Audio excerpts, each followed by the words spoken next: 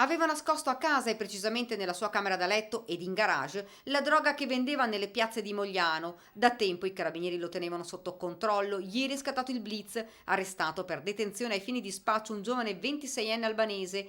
Il ragazzo spacciava cocaina nelle zone calde dello spaccio moglianese tra via Ronzinella e via dello Scautismo. Più volte erano stati segnalati strani movimenti e un continuo via vai di persone.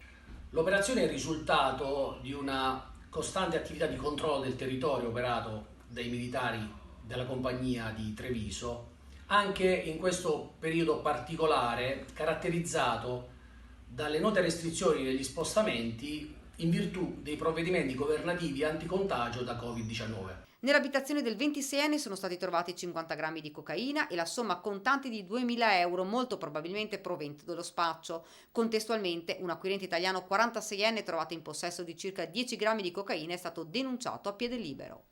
Si pensi che dall'inizio dell'emergenza sanitaria in atto sono stati arrestati per reato di spaccio di sostanze stupefacenti altri 2 individui, denunciati in 3 e sequestrati complessivamente 270 grammi di sostanza stupefacente di varia natura.